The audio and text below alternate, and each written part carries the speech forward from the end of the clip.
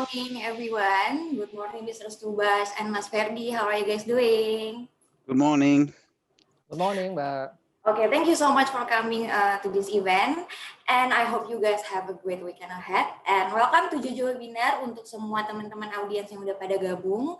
Jadi topik hari ini adalah digital learning and development for employee to fit the modern workplace.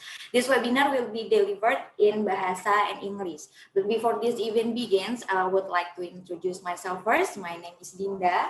And I'm from JojoWebinar. Jadi hari ini aku akan menjadi host kalian dan nanti akan dibantu oleh teman saya namanya Gina akan menjadi moderator. Oke, kalau gitu Mbak Gina, you can take over. Thank you, Dinda. Hello, good morning, everyone. Thank you for joining JojoWebinar. So, first of all, let me introduce myself. My name is Gina, as Head of Marketing and Creative at JojoWebinar, where JojoWebinar itself is an all-in-one business platform for company management and productivity. Halo semuanya, perkenalkan nama saya Gina sebagai Head of Marketing and Creative di JojoWebinar, di mana JojoWebinar adalah platform bisnis all-in-one untuk manajemen dan produktivitas perusahaan. So, before we begin, I would like to express our gratitude to both of our speakers. Today, we have very remarkable ones joining here with us. First, I'd like to welcome Mr. Subash Gopinathan. Hello, Mr. Subash. How are you? Very well, thank you. Good morning. Are you probably speaking in Jakarta or perhaps in Singapore? At this moment, I'm in Hong Kong, actually. Oh, are you in Hong Kong? Yes, I cannot leave anywhere because of COVID, so I'm stuck here for a while. But it's such a pleasure to have you join here.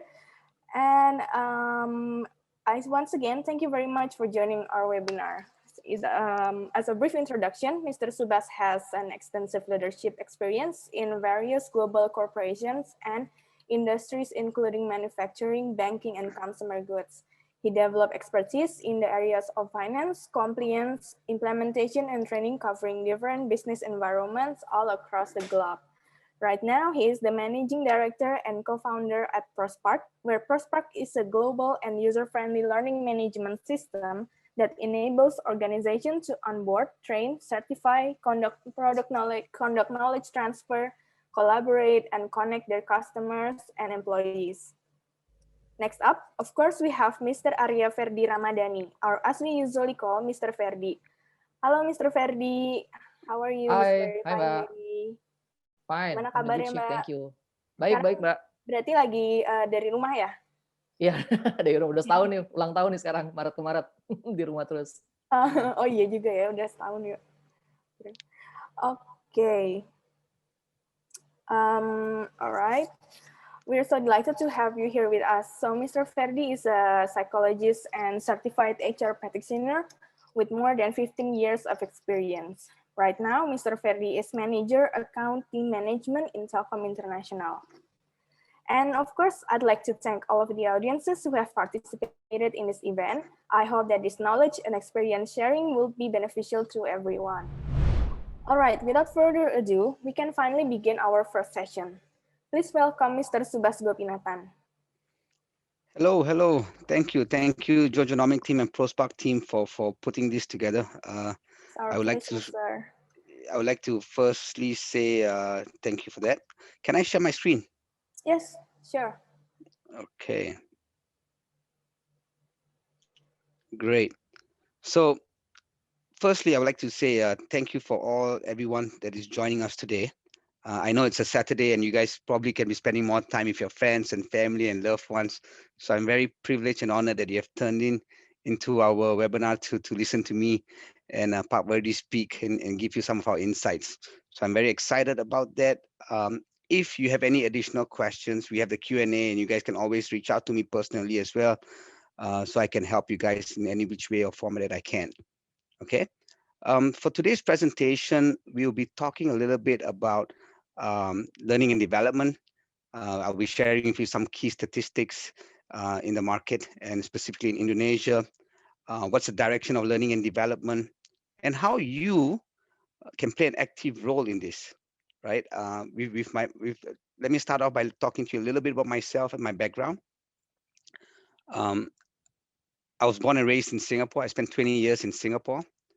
I spent another 20 years in the US. I did my bachelor's in finance and economics, as Ms. Gina had mentioned. So in this time, I was very privileged to be able to work for a lot of multinational companies and travel the globe. And having done that, I've always had a passion and love for Southeast Asia, because that's where I'm from. And I've traveled to Indonesia. I spent a lot of time in Indonesia the last couple of years and even the last 10 years. And while doing so, I think the biggest eye opener for me personally was when I was transferred as an expat back to Asia. I've always been involved in a lot of HR and human capital and transformation projects. And what I started recognizing was there was a huge gap in our human capital in this part of the world. And I started asking myself why. And I started to do a lot of research. And during that time, I found out that, hey, that there was a problem. There's a problem because I felt that, that a lot of the folks graduating from universities are not well equipped with the skill set necessary to be successful in the workforce, right? So having done that, I went and continued, and I told myself that I want to play a part in making a change in this. Hence, I started my journey in ProSpark. So today, let me start my presentation with some interesting insights for you. I hope you guys will find this exciting and can learn something from this. And as always, I'm happy to listen to everybody else as well and get your feedback. Okay.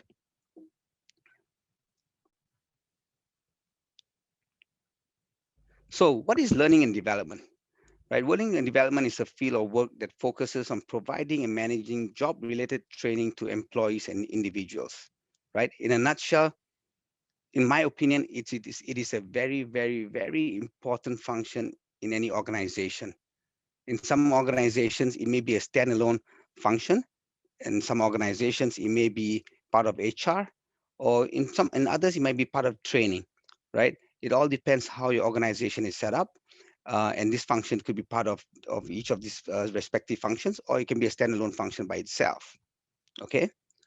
What do these functions do? Right? They are typically focused on developing the people capabilities, motivating and engaging employees, creating a value-based culture. And why is this important? When you don't create the right culture, it is very hard for employees that are part of your organization to understand your vision, right?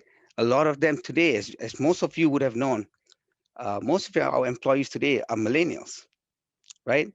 Millennials, they want to know from day one how they can contribute to your vision. They want to know what's the change they can make. If they don't see your vision, if they don't see if it's a culture where they are able to develop and provide and add to your vision or your goals in the company, the probability of you having a high turnover is extremely, extremely high. Okay. Next, what are the benefits? Okay, when we're talking about benefits here, again, what are the benefits or the impact of L&D within your organization, right? First, you need to conduct training, right? L&D functions must be able to rapidly change in terms of the whatever's happening in the environment. For example, if we know there's COVID, a lot of times companies are not ready for it, right? It is a pandemic. I think a lot of industries, a lot of even governments, nobody's ready for things like this. But that learning and development function is very important because they are always the ones that we need to make sure that have the things in place to provide the programs necessary that it doesn't impact the organization employees, right? Another important, how can they access, how they can impact the business? Number two, access capability gaps and estimate value, right? A lot of times the L&D function, right, needs to understand where the gaps are in the current workforce and how they can bridge this gap with the tools that they have available. In most times you won't have these tools because it's just difficult. In Indonesia, I know a lot of companies, everybody comes to work, they're working 50 to 60 hours, right? A lot of things are manual. And when from a technology perspective, there's nothing there to help these learning and development functions. Third, designing learning journeys. The only way you can design a learning journey for your employees is you need to know what their competencies and their knowledge gaps are. Without knowing this, again, no matter what you try to do, you are not fixing the problem from the root cause. You're just putting a band-aid across the board, right? Execute and scale effectively. Again, in order for you to make an impact, you may not have a lot of companies always tell me this: I don't have the budget, I don't have the resources. But we can always start a small project, look at the impact of the project, and based on the impact, we can then slowly scale the project and go to management and explain to them the impact this will have on the overall organization, right? Last but not least is the impact, how to measure the impact, KPIs. Why do I talk about KPIs? In every organization, if your KPIs are not clearly defined to your organization and your employees, it is going to have a huge impact because no one knows exactly how they are contributing to the success of your business, right? So even we have a small startup, but a lot of times what I do is everything needs to be measured. We need to be able to measure success. We need to be able to measure efficiency. We need to be able to make sure that all employees know how they're contributing to this success, right? So these are some of the points that I just want to explain to you on how L&D functions can impact the business. In my opinion, L&D is actually the heart of the business.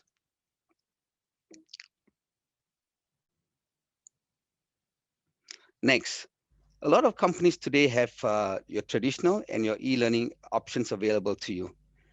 Chances are in Indonesia, majority of organizations are still in their traditional learning, right? And again, I want to just highlight some of the key differences in terms of traditional learning and e-learning. Firstly, e-learning, traditional learning, it's expensive. I know from my personal experience being in Indonesia, a lot of time when we have training, companies will fly me to Bali or Jogja, right? And when I'm there, I know they put me up I have to fly there, I have to take a taxi to the airport, and then I'm staying in a hotel and I'm having meals, right? So it's not only is it expensive, it's time consuming. And when we're talking about results, I'm not quite sure how effective these trainings are. Let me tell you why. And again, this is just from my personal experience. When I get to these trainings, I'm so excited. I'm seeing all my friends or all my colleagues I haven't seen in a while, right? It's a fun place. Bali has got a great atmosphere. The beach is there, right? We start the training, maybe it's a 5 days. The first thing I'm thinking about is what I'm going to have for lunch.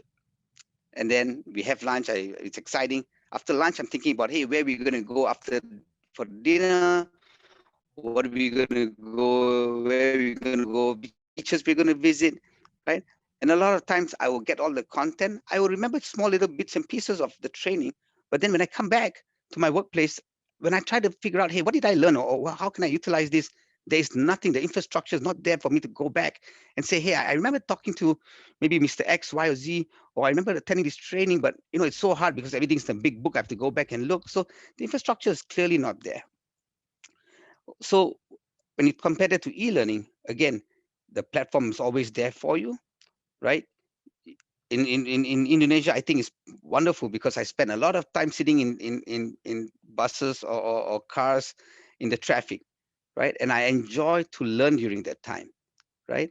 This is a great opportunity to help employees because a lot of employees are in the trains, in the buses, in taxis, and in their rides. This is a good way for them to spend their time educating themselves, right? So this is one of the key benefit I believe in e-learning, right? Again, it's flexible and it's also proven, right? And that it's effective for employees because now employees enjoy to have the ability and the to be able to empower themselves in terms of training and not to be able to be told, hey, you need to go to this place on this time to do your training. They want to have the access all the time that's available to them. Again, based back to my point again, most companies spend 70% of their budget on accommodation, hotel, and transport, and around 30% on training, material, and content. But what's truly missing today is a lot of organizations do not know what's their return on investment on this training, right? Or when an employee has taken this specific training, are they able to measure the success or the difference they are making, the employees are making based on the training they have taken? Again, this is a huge gap today. So we're comparing organizations today that have, transformed from the traditional learning methods to e-learning, right? The statistics are very clear, right? 2.5%, 2.5 times of the companies are likely to be more successful, right? Almost three times of them are more likely to have strong leadership. 3.5, to have a caliber leadership development. So what does that mean? What is proven is today that e-learning is working. People, based on the results that we are seeing and the employees' feedback that we are getting, we know e-learning is working. How has e-learning changed the learning and development industry? Right? Firstly, 90% less energy consumed, right? 57% organizations spend less time on traditional training than they did 3 years ago. This is a very important thing, right? Almost 50% of employees say that they don't have time to learn at work. So if we know this, then why are we not doing anything to give these employees the avenue, the platform, the tools to be able to train and learn on their own, right? So these are some interesting numbers that I wanted to share with you guys. What is the future of L&D? In Indonesia, right? These numbers, please don't be afraid of these numbers that you're seeing, right? 800 million jobs, this is a global thing, right? Will be displaced by automation by 2030, okay? What does this mean for Indonesia as a whole?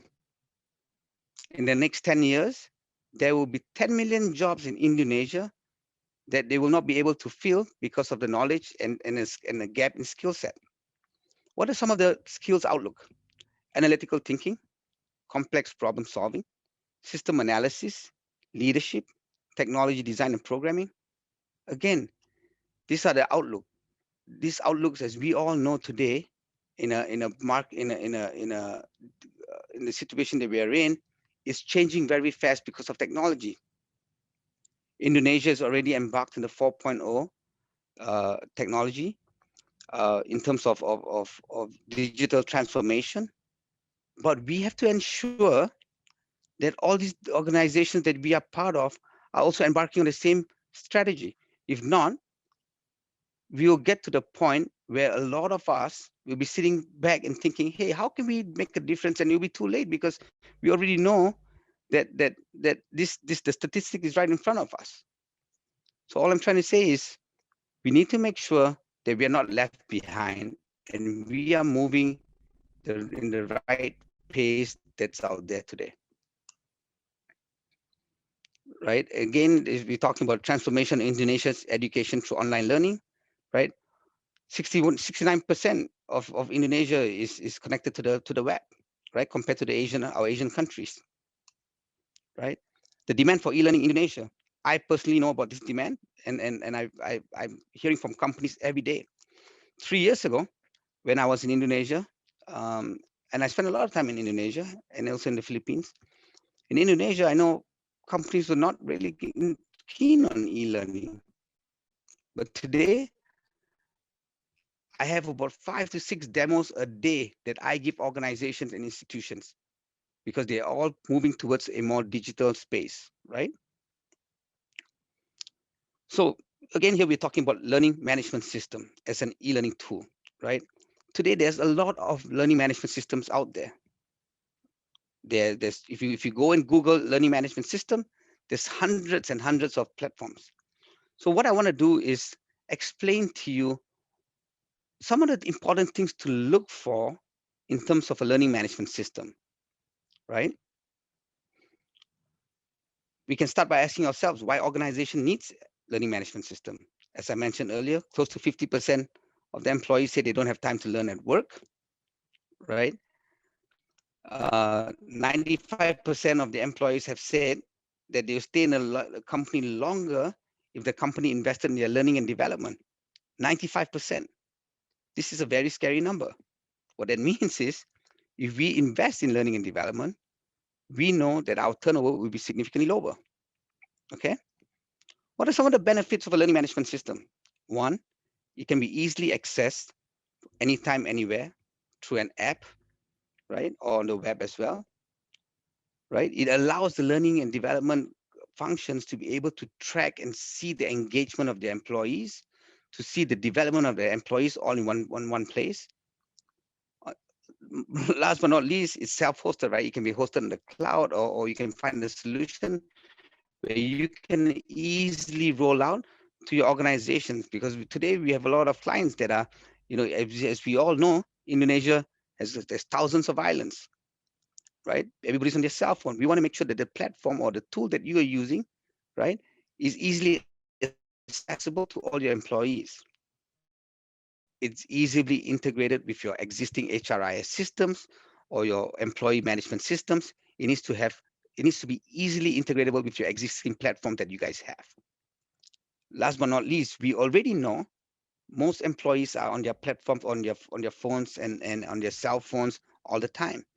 You need to make sure you have a tool that is mobile ready, right? They must have an app or progressive web app. Okay. Last but not least, you have to make sure that the system is easily customizable, and you have the actual reporting that you need from an HR perspective or an L&D perspective, because reporting is everything. Without the reporting, you will not know how your employees are doing, and you will not know whether they're developing the manner you want them to be. Okay. These are all the other things: role adjustment, flexible online testing, and options. The most important thing, you need to make sure that the number one problem that most companies face today is, after they buy or engage with a vendor that's using an LMS vendor, the technical support is not there. It takes them a lot of time and money when they need some changes to be done. So don't be afraid to ask your vendors, hey guys, what is the cost if I need to make a change? The most important thing, guys, make sure you have to find a vendor that understands your company culture, the vision that you guys have, and somebody who wants to be there and be a partner to you in this journey, right? Again, there's a lot of vendors out there, right? If you're not buying a car, this is something that's very important, because it's not very easy to change the mindset of our employees, right? I think most things we have to understand, right? If we invest in our employees, we will be growing as one, right? The success is there for everyone to see. And I think it's important that we truly emphasize and work together in building a structure that's important for the learning and development functions, and for all our employees to grow and develop as one in Indonesia. Okay. Who's ProSpark? ProSpark is a digital learning partner, right? That's why I'm here today to talk about learning. I'm not here to talk about ProSpark. I'm here to talk about learning and development. But if you guys want to talk about any questions you have in terms of platforms, tools, how to pick the right vendor, what kind of platform your organization needs, please don't hesitate. Please reach out to me. I'll be more than happy to help you guys in any way I can. All right. Again, I don't want to go into ProSpark key features again, because it's not right. But again, whatever you guys need to know in terms of learning, in terms of development, in terms of a vendor, or if you want to interested in ProSpark as well, I'll be more than happy to explain more in detail. Thank you very much. All right, thank you very much, Mr. Subash. I find it really insightful, and actually I learned something from it too, like how e-learning gives many benefits in terms of efficiency and effectiveness. Oh, sorry, I forgot to turn on my video. And then e-learning also saves time and energy for people who are very occupied with their work. So we can conclude that digital learning platform is very beneficial to both individuals and organizations. Oke, Bismillahirrahmanirrahim. Assalamualaikum warahmatullahi wabarakatuh. Waalaikumsalam. Semangat pagi. Oh, ini kayak di Telkom. Pagi ya. Before I start, I would like to say thank you so much for inviting me as a speaker together with Pak Subash. And on the briefing session, I already say to Pak Subash, allow me to explain in bahasa. Hopefully that he also understand, and he said, yeah, he understand about bahasa ya Pak. Jadi mohon izin Pak. Jadi terima kasih JojoWebinar sudah menginvite saya untuk menjadi speaker ya gitu ya. Kemarin waktu Mbak Dinda sama Mbak Gina dari JojoWebinar kontak saya, and then she share Pak Subas presentation deck, and then I saw it ya. I told Mbak Gina and Mbak Dinda, did you still really need me as a speaker? Because ProSpark has cover all end-to-end or L&D lah. Jadi masih butuh saya nggak sih sebetulnya untuk sharing. Kemudian kita suggest bahwa mungkin karena saya punya background pengalaman di human capital for more than 15 years, saya akan coba sharing untuk implementasi yang tadi sudah Pak Subas jelaskan tentang digital L&D. Jadi ketika saya dapat topik ini, digital L&D employee to fit the modern workplace, sangat relevan dengan kondisi saat ini gitu ya. Saya manggilnya Mas dan Mbak semua ya sebagai peserta. Mas dan Mbak semua di tengah COVID-19 seperti ini adalah sebuah topik yang menurut saya sangat relevan diangkat oleh JojoWebinar. But before we start, allow me to introduce myself. Mungkin sudah lihat di poster, nama saya Arya Verdi Ramadhani. Saya biasa dipanggil Verdi. Saya seorang psikolog, Magister Psychology dari Universitas Indonesia. Kalau dari tahun lulusnya jadi kelihatan kira-kira usianya berapa. Mudah-mudahan nggak terlalu jauh beda sama teman-teman semua. Kayaknya dalam range yang sama nih pesertanya kalau tadi cek. Saya pernah bekerja di PT Astra International di Toyota, Auto 2000, di Learning Center and Department. Saya bergabung sebagai Management Trainee. Dan sekarang saya di Telekomunikasi Indonesia Internasional atau Telin. Mungkin nama Telin belum terlalu familiar di telinga Mas dan Mbak semua sebagai peserta gitu ya, karena kita bisnisnya lebih banyak B2B wholesale ke luar negeri, tapi we are the part of Telkom Indonesia. Jadi kita seperti arm bisnisnya Telkom untuk luar negeri.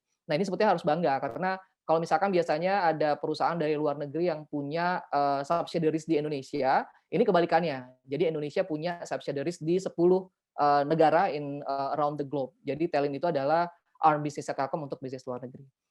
Saya bergabung sebagai human capital, and then saya pindah ke marketing and business intelligence, tetap managing, masih terkait juga kepada L&D karena saya memanage untuk end-to-end accounting management. Jadi seperti sales team-nya lah. But you can call me Verdi, untuk bisa koneksi dengan saya nanti bisa melalui LinkedIn ya, search aja untuk nama saya. Nah, tadi Subas sudah menjelaskan secara end-to-end ya tentang L&D, kemudian digital L&D seperti apa. Jadi seperti yang tadi Mbak Gina sampaikan, mungkin saya akan lebih banyak bercerita tentang implementasinya di corporate, di pengalaman saya baik di Astra maupun di tempat saya yang sekarang gitu ya, di Telin. Nah, untuk memulai mungkin saya akan mengangkat satu kondisi gitu ya yang kita semua sudah sama-sama tahu. Ini ada suatu tema yang setiap hari kita juga selalu dengar yang mengenai COVID-19. Kalau Mas dan Mbak ingat, ini kita persis setahun ya. Kita sedang ulang tahun nih sekarang. Mungkin bulan depan, sebetulnya minggu depan lah. Kita persis Maret ketika pasien nomor 1 itu terdetek di Indonesia. Jadi sudah hampir setahun kita melakukan yang namanya COVID-19 ini. As you can see ya, ini data yang saya tarik tanggal 23 Februari nih, Mas dan Mbak semua. Case overview dengan total case-nya, total date, dan seterusnya. Memang banyak sekali impact negatif ya yang kita dapatkan dari COVID-19 in terms of the number of deaths, number of positive cases, dan sebagainya. Dan kita sepakat bahwa COVID-19 ini adalah dekat dan nyata gitu ya, karena mungkin banyak juga rekan kita, keluarga kita yang terkena efek dari COVID-19 ini. Nah, kalau kita bicara impact, tentu saja if we want to see dengan tanda petik ya positive impact gitu ya terhadap COVID-19, mungkin yang paling sering diucapkan sama orang adalah yang tadinya kita bekerja di karyawan gitu ya, sebagai karyawan kita bekerja di kantor, karena kondisi COVID-19 ini memaksa kita untuk WFA. Mungkin bagi sebagian orang itu adalah blessing in disguise, karena kalau saya pribadi misalkan, ternyata kerja di WFA itu sama efektifnya, bahkan bisa lebih efektif. Kenapa? Kalau kerja di kantor, banyak ngobrolnya, banyak ke kantinnya, dan seterusnya gitu ya.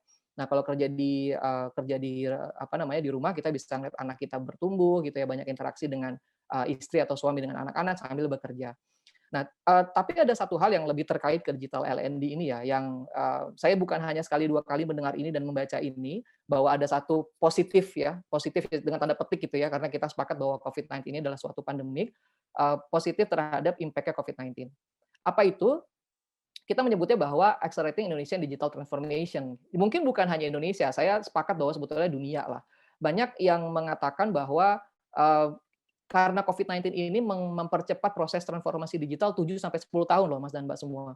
Kalau tadinya misalkan dalam setahun itu sama dengan 7-10 tahun.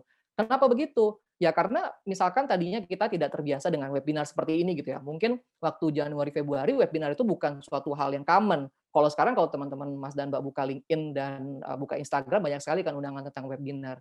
Yang tadinya kita tidak terbiasa dengan terhadap yang digital, karena COVID-19 ini memaksa kita untuk lebih dekat dengan kondisi digital tadi gitu ya, karena memang kita belum diperbolehkan untuk berinteraksi seperti layaknya sebelum COVID-19. So ini salah satu punchline saya gitu ya, karena nanti akan terkait mengapa COVID-19 ini sedikit banyak berimpact terhadap si digital L&D tadi.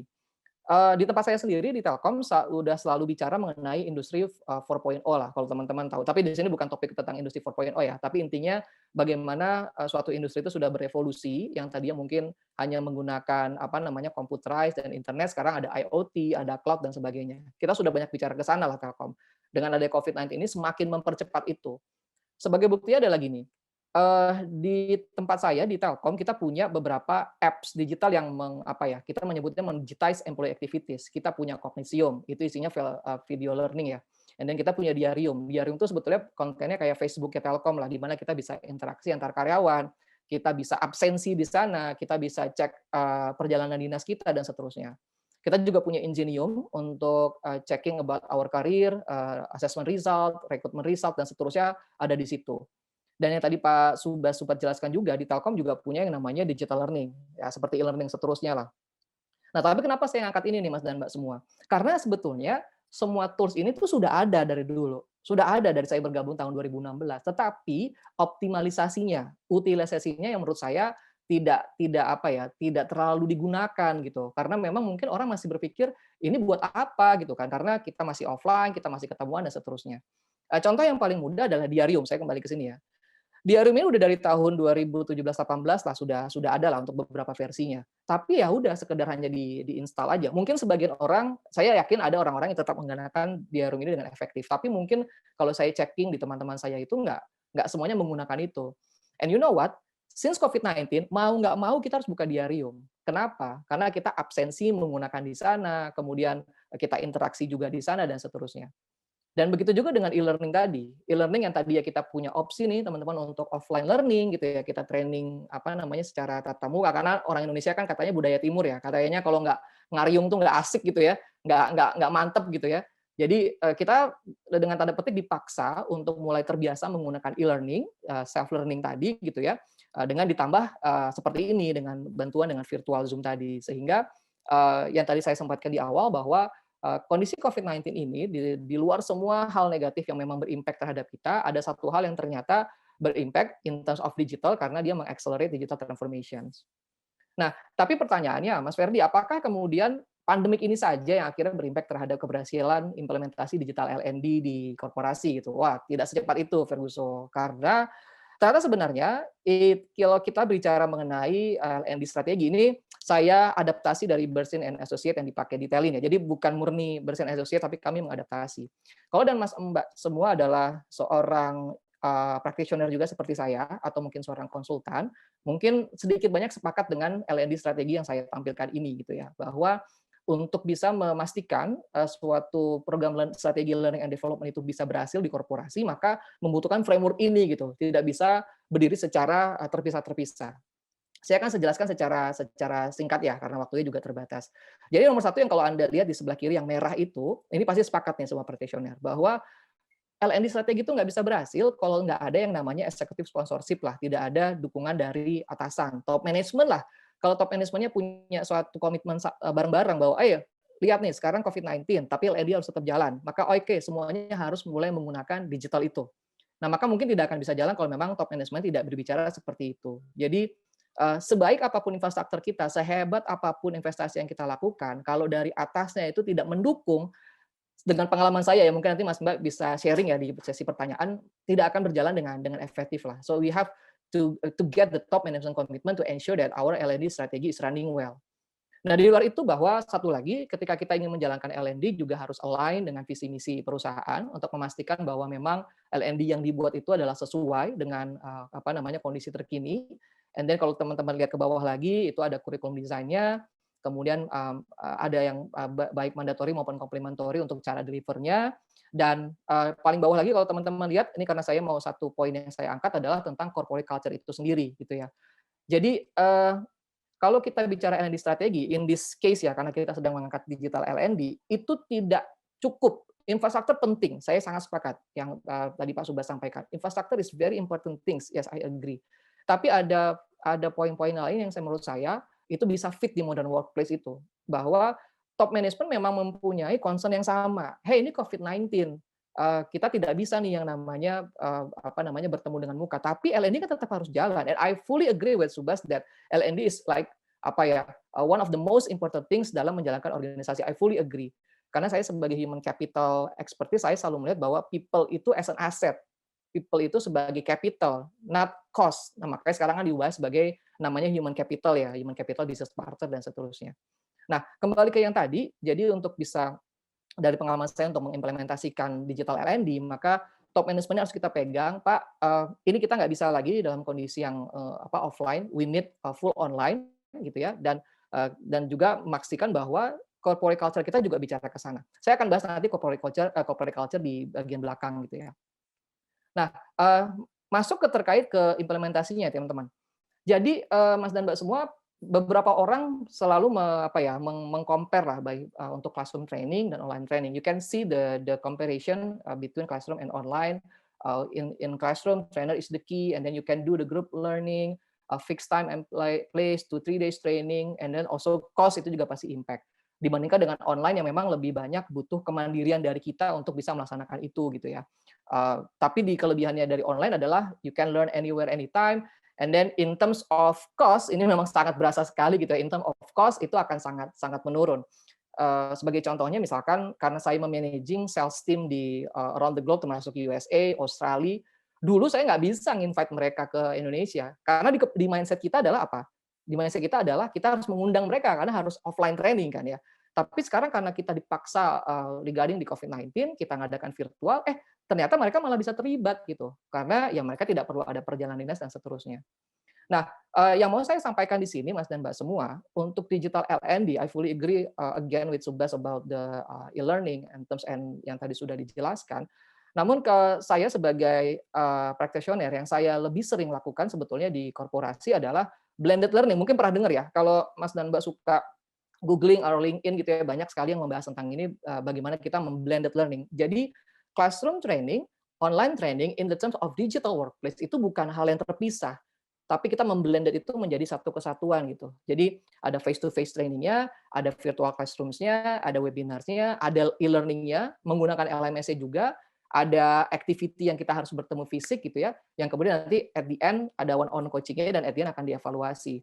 Ini bisa dilakukan before COVID-19 gitu. Jadi bagaimana digital ini jangan, salah saya di implementasi ya tidak melihat sebagai hal yang terpisah. Oke, yang satu adalah kita classroom training, yang satu online training, nggak begitu. Tapi bagaimana kita bisa mengkolaborasi ini in digital modern workplace, itu yang saya lihat gitu ya.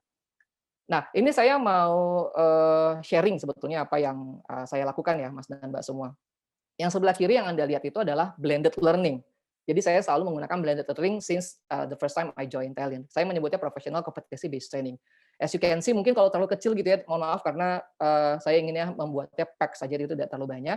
As you can see, I done a pre-in class and then 3 days in class itu offline, ada post-nya, kemudian kalau Mas dan Mbak lihat itu di sebelah kanan adalah semua apps digital yang kami gunakan untuk masuk ke dalam si program itu, si blended itu. Nah, di bawahnya kalau Anda lihat itu di sebelah kiri ada barcode, jadi mulai dari absennya pakai barcode, kemudian temanya pun tentang digital, tapi di bawahnya juga ada activity, di mana ini waktu itu saya di learning area di Sleepy, saya bikin seperti Amazing Race di Central Park, tapi mereka harus menggunakan apps. Jadi saya blended learning gitu. Jadi kita punya produk Link Aja dari Telkom, kalau Mas Naba pasti sangat familiar dengan Link Aja ya. It's like OVO, like GoPay gitu ya. Link Aja adalah bagian dari produk Telkom gitu. Nah, jadi kita melakukan blended learning ini. Nah, kebetulan waktu itu saya juga mengangkat tentang digital leadership gitu ya, tentang digital capability. Nah, and then ketika COVID-19 masuk, ya kan, saya harus memutar otak saya gimana caranya agar si digital L&D itu tetap berjalan. Karena Telkom sendiri, Mas dan Mbak semua sekarang sudah mencanangkan untuk digital transformations, because our main legacy itu sebetulnya voice. Voice itu apa ya? Voice itu kayak kalau Mas dan Mbak telepon gitu ya, baik ke domestik maupun ke luar negeri, sekarang decrease ya. sekarang menurun gitu ya. Mungkin udah nggak, apalagi para milenial, mungkin udah nggak pernah lagi telepon voice ya, pasti pakai WhatsApp call gitu ya, pakai Zoom dan seterusnya. Jadi sudah mulai decrease. Oleh karena itu maka Telkom bertransformasi kan, transformasi dengan produk-produk digital ya kan, dan itu sudah bahkan sebelum COVID-19, dengan adanya COVID-19 ini semakin menuju ke sana. Nah, kembali lagi ke sini, ketika kasus COVID-19, saya tetap harus dipaksa, karena sekarang saya managing sales team, saya tetap dipaksa untuk membuat suatu development program. Gimana caranya? Sama sih seperti yang dilakukan di professional competency based training. The difference is the offline aku ganti jadi online. Saya ganti jadi online dengan menggunakan Zoom. Saya menggunakan Zoom, saya menggunakan untuk untuk membantu mereka self learning, saya pakai knowledge management, saya menyimpan semua materi di Google Drive, saya memberikan pretest melalui G-Form. Kemudian untuk check-in performance mereka, saya menggunakan Salesforce. Salesforce itu adalah salah satu platform untuk bisa managing sales activity gitu ya. Jadi keduanya ini Mas dan Mbak, keduanya ini before COVID-19 dan after COVID-19. Yang satu blended learning, yang satu online learning. So I don't want to compare sebenarnya. Jadi ini tergantung bagaimana kreativitas kita sebagai AI practitioner ketika diketemukan satu kondisi gitu ya. Dan digital ini sangat membantu. Yang tadi Subas jelaskan itu sangat membantu dengan COVID-19 ini. Can you imagine kalau kita tidak punya teknologi internet, teknologi digital, and then the COVID-19 came, gimana caranya coba? Kita mungkin bisa melalui telepon, atau dulu yang orang zaman dulu pakai pager gitu ya. Nah, jadi bukan bersyukur ya, maksudnya COVID-19 hadir ketika digital itu sudah ada. Sebelum COVID-19, digital itu sudah ada juga. Tapi mungkin orang tidak aware untuk bisa menggunakan itu. Nah, kembali yang kayak tadi, Mas dan Mbak semua, saya tidak ingin meng-compare antara blended learning dan online training. Karena menurut saya, kedua ini mempunyai sama-sama keunggulannya. Tapi yang saya mau sharing nih Mbak, di Mas dan Mbak di IM Academy, kalau blended learning, karena saya juga seorang trainer, ketika saya sedang ngajar, you can see the audience ya, you can see the gesture, the facial expression, apakah mereka involved atau tidak. Nah kalau di virtual ini mungkin semua udah pernah ngalamin ya, kita sudah bilang sih, hey, it's mandatory turn on your camera. Oke, mereka turn on kameranya ya. Tapi ternyata beberapa memang namanya IM ya, ada juga yang bandel-bandel, mereka pasang background with their face, and then they capture, and then they put it as a background. Jadi kayak mereka tuh sedang kayak diem gini. Padahal itu sebetulnya adalah foto gitu ya. Jadi kalau kata trainer yang our trainer is also came from Singapore and Malaysia, Subash, he said to me that Verdi, they attend, they hear, but I don't think they are really here. Paham ya? Mereka di sini ada online kayak sekarang nih kayak webinar teman-teman, aku lihat ada Mas dan Mbak ada sekitar 60-an ya. Tapi apakah you are really here gitu yang kita nggak tahu kan. Jadi kehadiran orang itu yang sebetulnya not only physical gitu ya, tapi juga secara hati, secara pikiran memang dia berada di sana gitu. Itu sebetulnya challenge di tengah digital learning ini. Terus bagaimana caranya sebetulnya? Capek Mas dan Mbak jadi seorang SR kalau kita ngingetin, ayo training, ayo ini penting buat Anda. Karena jadinya kita apa? Jadi ngejar-ngejar mereka kan, karena mereka nggak merasa butuh. Jadi dari pembelajaran itu tadi juga saya sharing sama Subhas tentang ini. One of the most important thing is mindset sih kalau menurut saya in digital learning ya. Kalau Anda bicaranya digital learning development in the workplace, in the modern workplace, maka make sure your people have the mindset. But not only mindset. What I call as a mindset here is growth mindset. Growth mindset itu failure is an opportunity to grow. I can learn to do anything I want. Challenge help me to grow. Jadi people see if they mereka diundang gitu ya untuk program-program learning and development itu mereka tidak perlu diujuk-ujuk itu apa ya bahasa Inggrisnya di-push oleh seorang yang mengadakan, no, because they feel they need it gitu. Oh saya memang butuh ini. Nah melalui proses digital. Before COVID itu juga udah susah, apalagi tambah COVID ini gitu kan. Orang benar-benar harus secara mandiri untuk mempelajari materi-materi yang diberikan. Example yang paling gampang sebetulnya, if you ever watch the Last Dance yang Michael Jordan gitu ya, itu benar-benar menunjukkan growth mindset sih. Bagaimana dia bisa meraih 6 rings ya kalau nggak salah, and then dia sempat gagal, sempat ada case waktu itu ayahnya kan tewas dan seterusnya, tapi dia bisa bangkit dan meraih kejuaraan lagi. That's growth mindset gitu. Jadi in digital R&D in the modern workplace, I think not only infrastructure, not only the top management commitment, jadi saya tambahkan adalah salah satunya the mindset itself in the employee. So if you're working as a human capital, especially in the learning development area, and then you're working in the organization where the people have the growth mindset, hidup Anda akan jauh lebih mudah. Your life will more easy karena ya Anda tinggal menyiapkan segala infrastrukturnya. Karena employee Anda juga sudah berpikir bahwa oke, I need this. Nah, saya akan share video sedikit tentang untuk lebih memahami apa itu growth mindset, karena ini adalah juga salah satu punchline saya gitu ya, salah satu key takeaway saya untuk di sesi ini. Researcher and professor Carol Dweck uses the term mindset to describe the way people think about ability and talent. Dweck delineates between two different mindsets that exist on a continuum. The first is the fixed mindset, which suggests that your abilities are innate and unchangeable. The second is a growth mindset, which views it as something you can improve through practice. In a fixed mindset, you view failure as permanent, but with a growth mindset, you see failure as a chance to learn and even pivot. Those with a fixed mindset are more likely to view critical feedback as a personal attack, while those with a growth mindset will see it as a chance to improve, where they can develop new systems. With a fixed mindset, you're more likely to choose easier tasks and put in minimal effort. After all, if talent is fixed, why bother improving? Why even try? But with a growth mindset, you're more likely to embrace challenging tasks and work hard to improve. Those with a fixed mindset are likely to give up when they face an obstacle. Meanwhile, those with a growth mindset will view obstacles as a chance to experiment and solve problems. In a fixed mindset, the focus is on measurable accomplishments. But with a growth mindset, the focus is more on a journey of continual improvement. With a fixed mindset, you're less likely to take creative risks. But with a growth mindset, creative risks are simply a way to innovate and improve.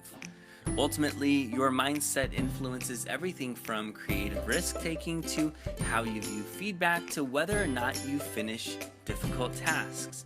And in the end, it's one of the greatest factors in determining whether or not you grow and improve in your abilities.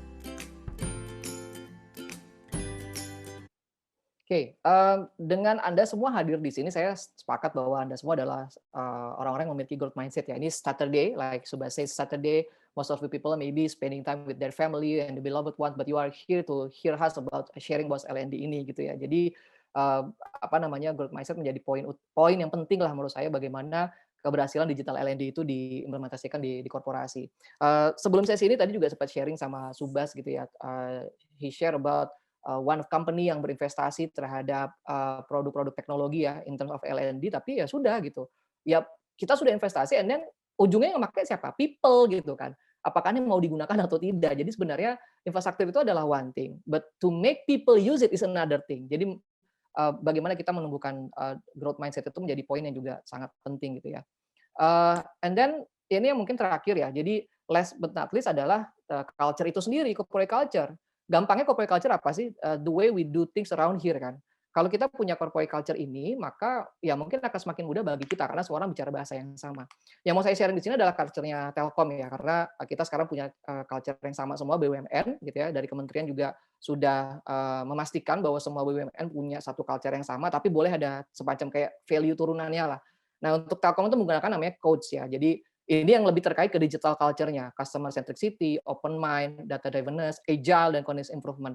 Ini kata-kata yang mungkin Mas dan Mbak sering mendengar terkait ke digital mindset. Bagaimana kita bisa agile, disruptive, and then speak by data, open minded, dan terus melakukan yang namanya inovasi.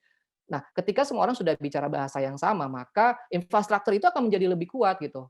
Akan menjadi lebih kuat untuk kita gunakan, untuk kita optimalkan. Mulai dari bahasa sederhananya deh, kalau misalkan culture kan artefaknya gitu ya. Kemudian dalam membuka meeting kita selalu bicara ini, di email juga selalu diulang-ulang, ada cara aktivasinya dan seterusnya. Sehingga orang mulai akan terinternalisasi, okay, now we are living in a digital era, so we have to adapt. Bagaimana caranya? Salah satunya adalah dengan L&D tadi. Oh, oke, berarti selama ini ada ya diarium. Oh, ada yang namanya e-learning itu ya. Oke, gue mau pakai nih. Kenapa? Karena ya culture-nya bicara seperti itu, top management juga sudah bicara seperti itu. Kita punya growth mindset tadi, infrastrukturnya sudah ada. Jadi semua itu berkolaborasi lah kalau saya lihat, saling menambahkan. So at the end of my slide, I just want to share about the three key takeaways that you can get ya, mudah-mudahan ya. Number one is, of course, COVID-19 gives a big impact on accelerating digital transformation, including dalam digital L&D itu yang tadi saya sudah sebutkan. Nomor 2, saya tadi juga sempat bahas mengenai the importance of growth mindset, bagaimana pentingnya ini untuk bisa memastikan strategi digital L&D bisa berjalan.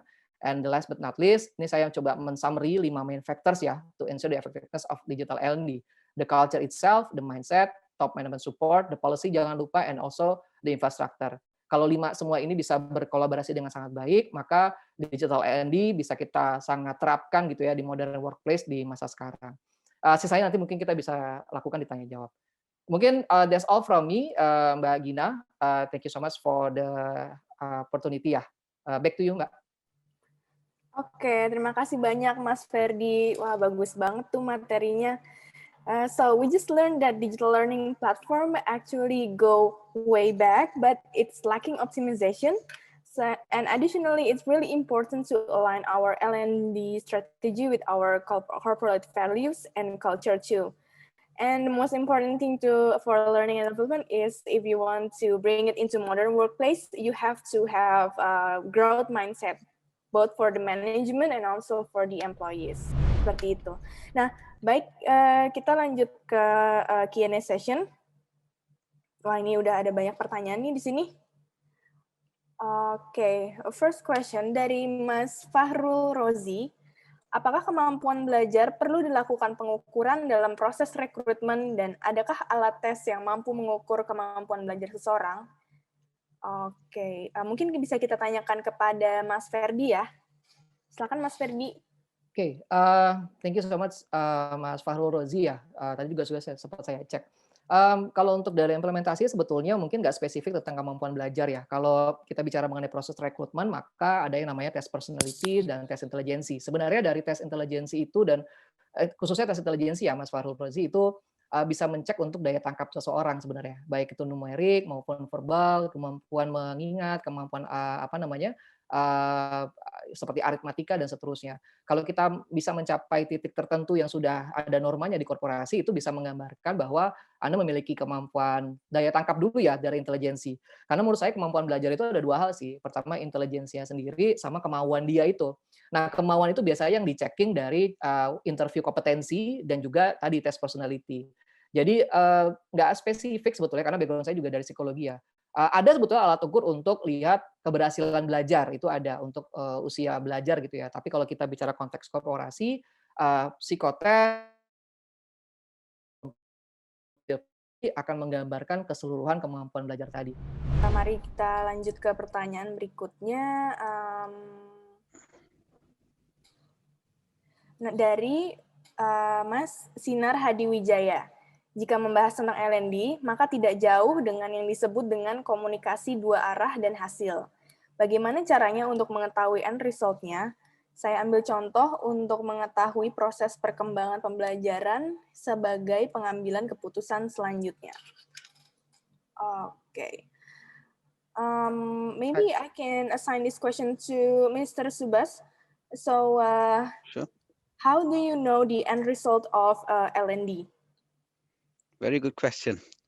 There's always a starting point and the ending point. So let me maybe take the question back and help understand the starting point first, right? The starting point is to understand where the skill gaps are and the competency gaps are, because without knowing what the gaps are, you may be providing content or training to your employees without truly understanding what is their gap. So step number 1, always ensure that you know what is your employees' skill gap, competency gap, knowledge gap. Then make sure you have the content that you have. You can put it on any platform, any way you want, to provide them the training necessary to bridge the gap. Third but not least, you can have something called a performance management system, right? And a performance management system is not always something you need in terms of a technology, but the managers, the supervisors, they can see on a day-to-day if the employees are improving based on the content or based on the training that they've taken. And then the most important thing is feedback. We should have a very good feedback session to the employees, because if the employees don't get this feedback, they wouldn't know if they're doing something wrong. So it's very important that no matter how busy we are, that this process is in place. And for me, I think my recommendation is, there's always, it's never too late to do it if you don't have it. But the most important thing is you want to see the results based on the day-to-day job that they are doing. Okay, thank you very much, Mr. Subash. I hope that answered Mr. Sinar Hadiwijaya's question. Moving on to the next question is from Mbak Riza Putri Elburdah. Halo, saya Riza, setuju banget digital learning itu ujung tombak banget saat ini. Lalu bagaimana pengaruh rekam jejak digital terhadap karir seseorang di masa depan? Terima kasih. Wah, ini kayaknya pertanyaannya cocok ditanyakan untuk Mas Verdi yang sudah lama ada di bidang HR nih. Ya, kalau I have to be honest ya, jejak digital itu very impact menurut saya. Jadi in the now digital era, recruiter itu sekarang menggunakan cara-cara digital juga gitu. Jangan kira bahwa human capital tidak bertransform, we are also transform kan. Jadi once there's person that apply in our job ya, pertama yang kita lakukan tentu pasti cek nama mereka lah, paling gampang. Nanti kan keluar Instagramnya, LinkedIn-nya dan seterusnya gitu kan. Jadi tapi gini Mbak, tadi Mbak Risa ya namanya yang nanya ya. As long as you never do like hate speech in dalam Instagram ataupun dalam sosial media Anda or doing something fraud ya, don't worry lah sebenarnya. Tapi hati-hati karena kadang netizen Indonesia itu kan dibilang netizen paling jahat ya kalau nggak salah kemarin terakhir kan ya, keluar ada paling galak, paling ganas gitu ya, karena sesimpel kita jempol kita ini hati-hati sekali loh, karena itu bisa mempengaruhi bagaimana nanti karir Anda ke depan. Karena jejak digital di masa lalu itu ternyata bisa menjadi salah satu hal yang mempertimbangkan orang untuk dia direkrut atau tidak. Ini singkat, saya kasih satu contoh. Saya pernah menerima seseorang di perusahaan saya lah, salah satu dari perusahaan tadi saya share gitu kan ya. Dia diterima. Akhirnya jadi masalah. Kenapa? Karena ketika kita cek jejak digitalnya, after dia join, dia pernah melakukan penipuan online, penipuan jualan online. Jadi ada orang sudah beli, and then dia tidak mengirimkan barangnya, orang itu bikin tulisan di blog, and then go viral gitu ya. Dan itu ternyata nggak kedetek. Banyak yang komplain ke saya, Mas Verdi kenapa orang kayak gini kok bisa diterima gitu ya. Jadi itu menjadi learning point juga buat saya. So for everyone here, I have to say that please use your social media wisely lah, because you never know lah akan impact kemana. Kalau misalkan pertanyaan apakah impact atau tidak, saya dengan tegas menjawab ya itu akan impact. Depends seberapa digital human capital dari korporasi yang sedang Anda apply. Ini konteksnya berarti ini ya, rekrutasi ya, Mbak Gini ya? Iya, sepertinya begitu sih, Mas. Ya, mungkin itu sih kalau dari saya, karena saya punya pengalaman pribadi terhadap hal itu, it's very very impactful lah. Kita pernah meng-cut seseorang kalau pas kita cek, aduh sosial medianya tuh maaf ya, maksudnya dia benar-benar fanatik ke dalam sesuatu hal gitu, dan dia karena kan udah jadi karyawan, maka Mas dan Mbak semua akan menjadi brandnya perusahaan loh. Apalagi kalau di LinkedIn-nya sudah ada tulisan dia kerja di mana. Oke, kita lanjut ke pertanyaan berikutnya. Ini ada yang menarik nih dari Mas Bintang Mahaputra. Halo, saya Bintang Mahaputra. Saya baru membuat sebuah firma hukum bersama partner saya. Saya sepakat dengan pemateri bahwa mindset is the key. Tapi saya rasa lebih tepatnya kepada curiosity, potensi belajar dan memahami hal baru berangkat dari rasa ingin tahu. But then, based on your experience, how to build it? Okay, I would like to ask this question to Mr. Subash. So, Mr. Subash, Mr. Bintang Mahaputra just made a law firm with his partners, and he said that he agrees that mindset is really the key, but also curiosity is also one of the keys too. How do you build curiosity in learning? Okay, that's a very good one. So when we talk about curiosity, I think the most important thing, I think that the vision and the objective is very important from day one. If the vision and objective is not clearly stated, then I think curiosity will be to create curiosity. That's always going to be there, because the problem is people don't know what they are working towards, what they're trying to achieve, what's the goal they're trying to get to, right? So it doesn't matter if it's a law firm, it doesn't matter if it's manufacturing, it doesn't matter if it's a ride hailing. From day one, I think it's very important to set the standard very high, to explain. I think one of the things that a lot of organizations do is we spend a lot of time bringing people in, but we don't spend enough time explaining to people what is the vision, what is the strategy, how are you going to play a part in that. That is truly missing today. If you go to 9 out of 10 organizations in Indonesia, you ask any employee, how are you or your role affecting this? They cannot tell you, right?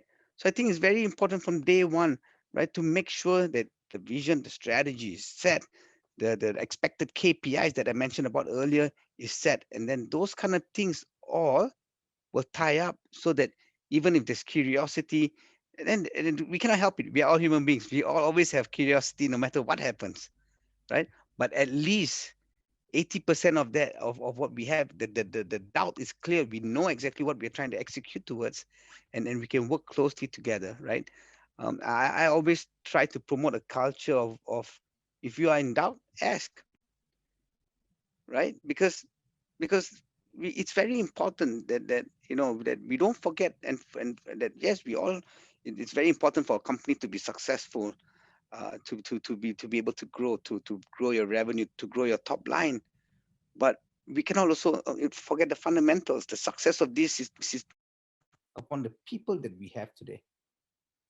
That's all. Thank you. Thank you very much, Mr. Subash. Okay, let's see. We still have so many questions more, and then this one dari Mbak Vika Indira Asri. Selamat siang, izin bertanya. Nomor 1, L&D seperti apa yang sesuai jika terdapat peralihan dari mahasiswa menjadi new employee? Lalu kedua, bagaimana pengaplikasian untuk L&D untuk new employee agar dapat adapt secara cepat dan tepat? Oke, Mas Verdi mungkin ingin menjawab pertanyaan ini nggak? Ya, thank you Mbak Gin. Thank you Mbak Vika ya. Mbak Vika pertanyaannya ya dari Alien. Ini menarik sekali. Jadi kalau kami di korporasi menyebutnya onboarding program sebenarnya. Onboarding program itu pun juga bisa blended learning antara yang tadi sudah explain gitu ya, e-learning dan seterusnya digital, kemudian di compare lagi dengan yang tradisional gitu ya, bagaimana kita bisa face to face dan seterusnya. Yang sesuai itu yang tadi saya bilang, onboarding itu kita mulai dari tahapan dulu ya, mulai dari awareness, knowledge sampai behavior. Jadi kalau seorang karyawan baru bergabung dengan korporasi, yang kita ingin mereka tahu awal kan pasti tentang company profile kita, product and services kita, how do we do our job gitu kan, how do we do our business dan seterusnya. Itu kita semua akan letakkan di satu storage gitu ya, di mana bahkan sebelum mereka bergabung, teman-teman dari mahasiswa jadi new employee bisa mempelajari. Kemudian ketika mereka sudah bergabung karena ada masa probation selama 3 bulan, kita ada yang namanya online training. Kalau sekarang online training ya, kalau dulu kita benar-benar offline training. Dan yang lebih penting lagi, kalau tadi pertanyaan nomor 2-nya aplikasikan L&D untuk new employee agar dapat adapt secara cepat dan tepat. Ini yang poin pentingnya sebetulnya, body partner. Jadi kita menggabungkan semua tahapan tadi. Awareness knowledge-nya kita dapat dari yang digital tadi, e-learning, kemudian mereka mempelajari semua terkait dengan keperusahaan, tapi untuk bisa perform ya beda, karena kalau tadi knowledge dan aware, kalau untuk perform maka 2 hal yang kita berikan, pengalaman saya baik di Astra maupun di Telkom sekarang. Yang body partner tadi selama 3 bulan, new employee tadi harus dikasih satu project, Mbak Vika ya, satu project yang judulnya adalah mengimprove tempat unit Anda sehingga bisa berimpact terhadap bisnis. Jadi mereka sambil mereka beradaptasi, mereka punya body partner tempat mereka bertanya, baik dari HC maupun atasan mereka langsung, mereka juga langsung on the job untuk melakukan suatu project yang sudah kita assign. Jadi akhirnya kembali ke tadi sih, Mbak Gina, Mbak Vika ya, blended learning. Digital learning-nya tetap kita gunakan untuk mereka knowledge gitu ya, untuk mereka dapat ilmunya, awareness-nya. Tapi kalau kita udah bicaranya adalah behavior, kita bicara sudah mengenai skill, maka kita tambahkan dengan body partner dan yang project tadi.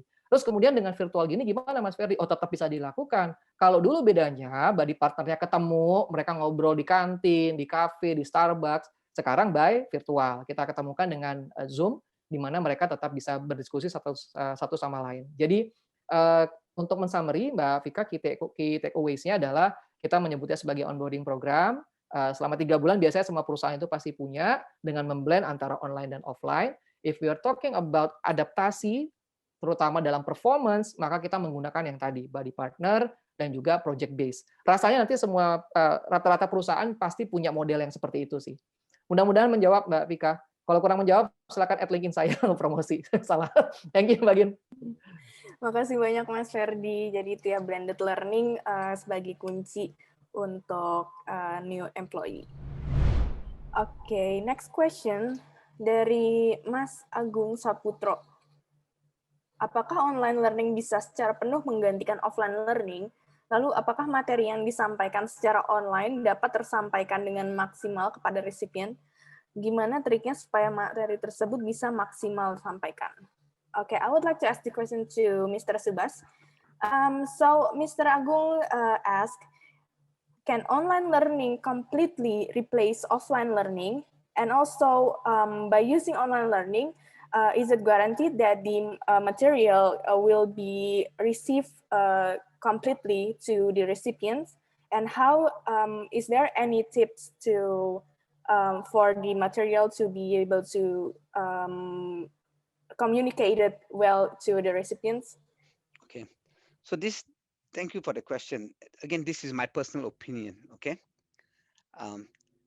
Today, everywhere I go in Indonesia, anywhere, in the mall, in the street, in the bus, anywhere I go, every time I see most of the people are doing this.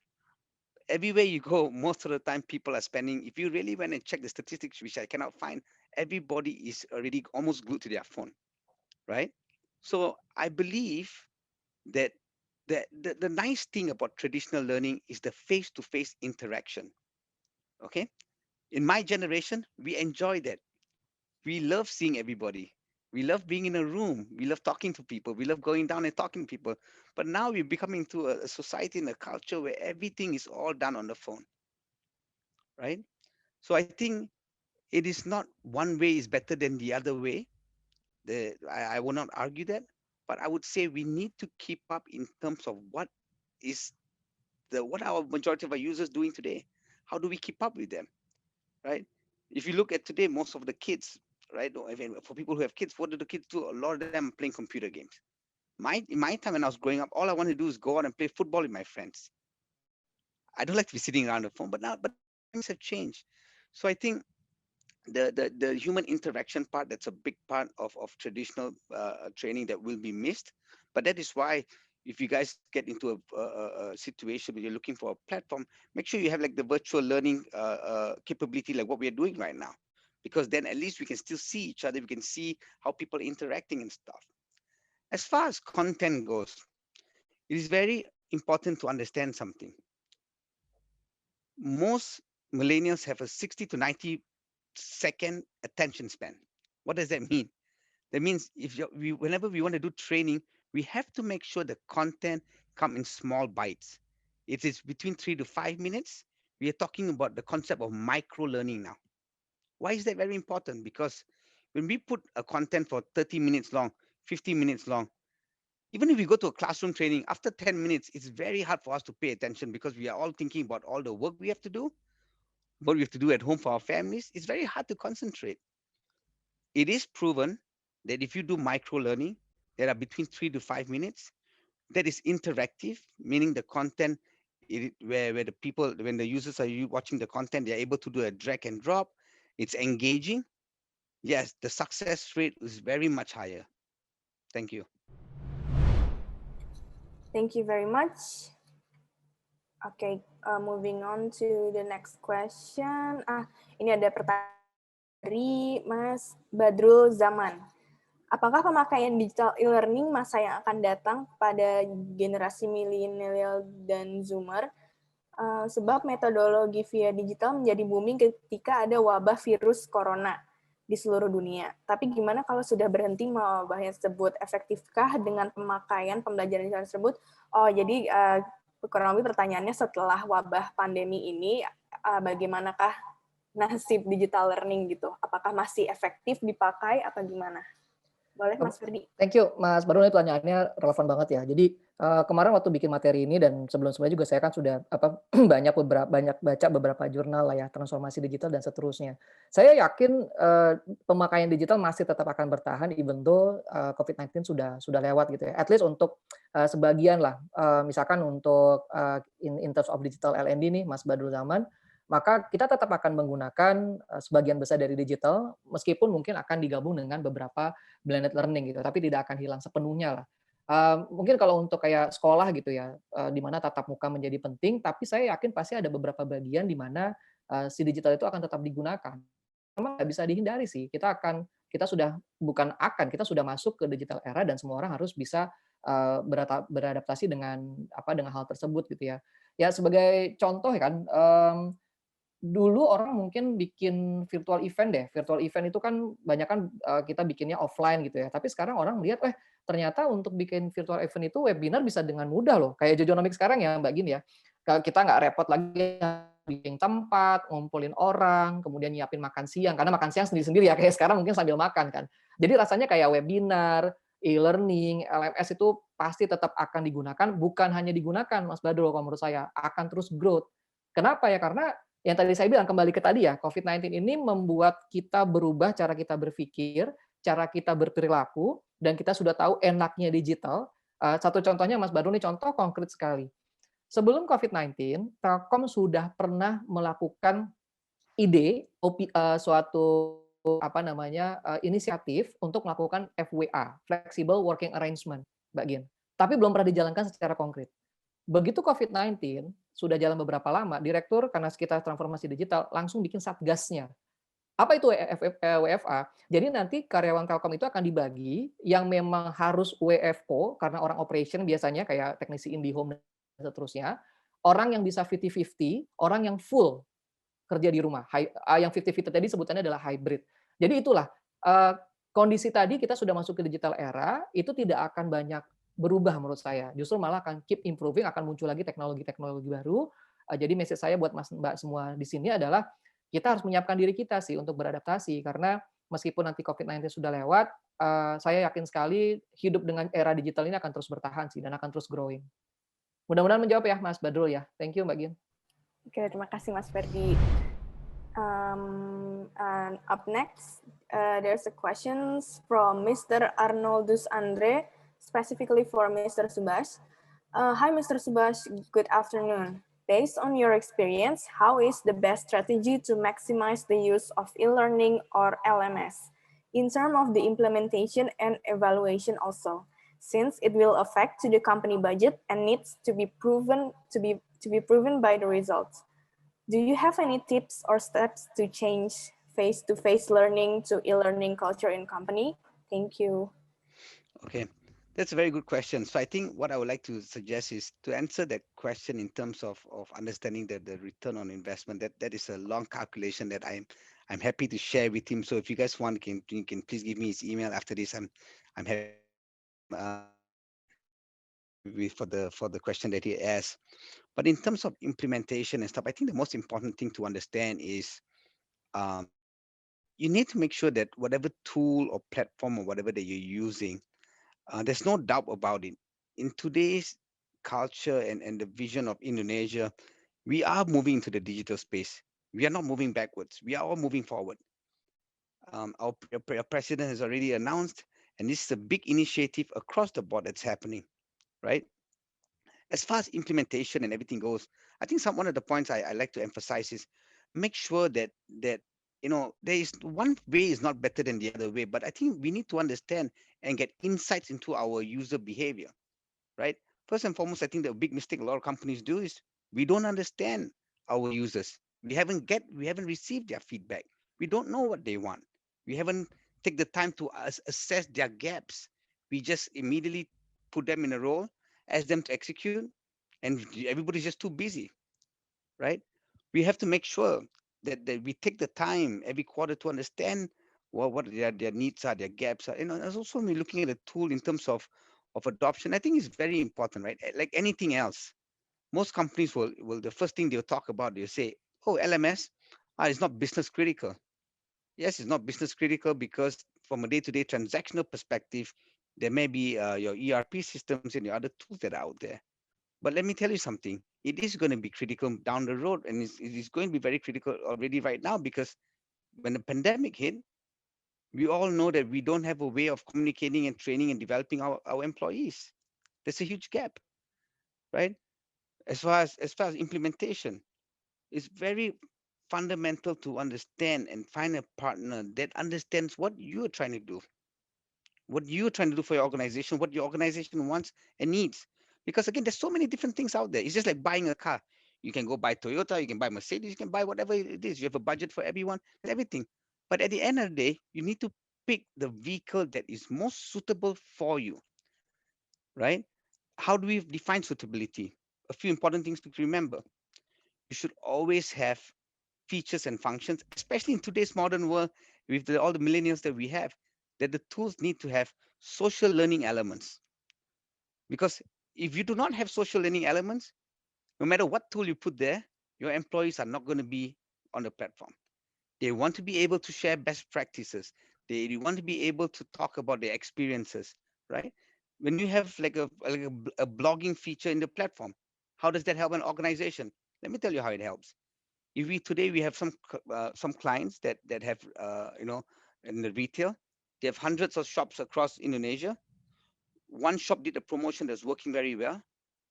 Typically what they would do is they wait till the end of the month, and then they'll tell their managers or all the other managers what they did very well, why they're doing very well. Now with our LMS platform, what they're doing is they're able to blog about it the same day. They can take a short video, they can talk about what's the promotion they ran, how they're experiencing it, what is the benefits. They blog, they put it in the LMS platform. Guess what, guys? All the other retail shops immediately understand, get the notification, they're watching it. Now, the impact on the business, it is, I'm not waiting till another month. I immediately know what my consumer insight is, what my consumer want, right? But so I think the times are changing. I think what's the key thing to understand is um, the timing is very important. Efficiency is very important. And I think it is most important to understand that we cannot make change if we do not have the insights of our consumer, our users, or the people who want to use the product. Thank you so much, Mr. Subash. Okay, because the time is running out, maybe just one more question. Okay, question from Mbak Elina Bustami. Seberapa jauh keberhasilan sebuah korporasi memperkerjakan new employee dengan employee yang berpengalaman? Mengingat biasanya fresh graduate lebih mudah dan kemauan belajarnya rata-rata lebih tinggi dan masih fresh. Nah, silakan dijawab, Mas Verdi mungkin. Ini banyak pertanyaan nyerempet rekrutmen ya. Iya, ini banyak yang tentang HR ya. Saya hampir berapa tahun nih kemarin, 10 tahun di rekrutmen. Saya thank you so much for the questions ya. Tetap related lah sama human capital. Kalau kita merekrut untuk new employee, itu baik fresh grade maupun yang pro hire, itu kan berarti tergantung role yang dicari sebenarnya ya. Itu dulu sebenarnya. Jadi kalau kita mencari yang staff, administrasi, kemudian misalkan cari MT, biasanya kita cari fresh grade. Tapi kalau kita nyari yang memang sudah berpengalaman untuk nge-lead tim, biasanya kita cari yang pro hire. Kalau saya sebetulnya dari pengalaman saya, keduanya sebenarnya ada yang berhasil, keduanya juga ada yang gagal juga. Pada ujungnya bermuaranya kemana? Kepada proses rekrutmen dan seleksi kita sebenarnya. Dalam kita, cara kita untuk dari pertama banget deh, dari cara kita menseleksi CV gitu ya, sesuai dengan roles-nya, kemudian background pendidikannya dan pengalamannya. And then kita seberapa tajam kita dalam mengidentifikasi untuk alat ukurnya yang tadi sudah saya sempat jelaskan ya. Korporasi masing-masing pasti punya list of kompetensi yang mereka wajibkan gitu ya untuk seorang karyawan bisa bergabung. Dulu di Astra kita punya 8 leadership Astra kompetensi, di Telkom kita sekarang punya 10 kompetensi. Berbasiskan itu dulu. Dari situ kita mengukurnya dengan yang tes tadi saya bilang, dan kalau menurut saya pribadi, karena saya orang psikologi, yang paling penting sebetulnya saat interview sih. Interview psikolog maupun interview user, itu poin paling penting. Jadi kalau Anda merekrut karyawan yang ternyata tidak perform, pasti ada yang salah dari proses rekrutmen Anda. Kalau saya melihatnya dari kacamata seorang human capital. Kecuali karyawan ini bapaknya bos ya Anda. Nah, kalau titipan-titipan saya udah nggak mau komentar ya. Kalau titipan-titipan karena dia anaknya siapa, anaknya saya udah nggak mau komentar. Karena dia melewati proses yang harus dilakukan. That's why kita menyebutnya sebagai penutup, seleksi dan rekrutmen itu sebagai filterisasi nih Mas dan Mbak semua. Untuk memastikan bahwa karyawan yang Anda terima itu tidak salah, Anda harus take care benar bahwa proses rekrutmen yang seleksi Anda benar. Kompetensi yang Anda pakai benar, proses yang Anda pakai benar, kemudian orang yang mewawancara juga memiliki kapabilitas untuk melakukan wawancara itu dan mengambil keputusan.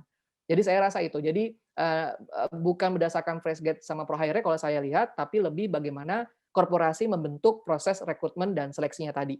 Mudah-mudahan menjawab ya, Mbak. Oke, thank you very much, Mas Verdi atas jawabannya.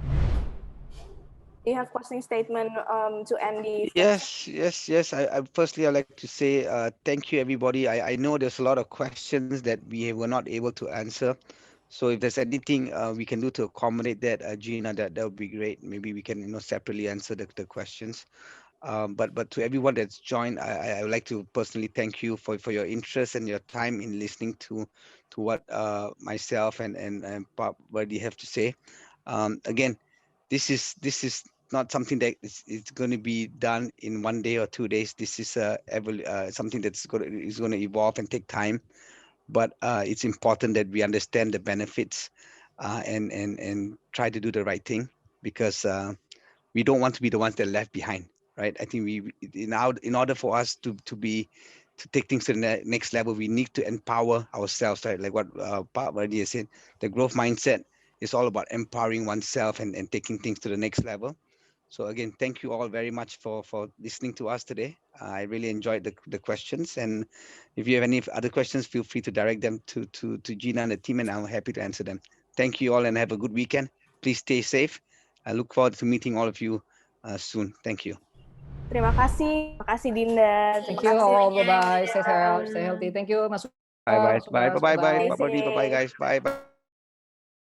Nonton ProSpark. Bye-bye. Thank you.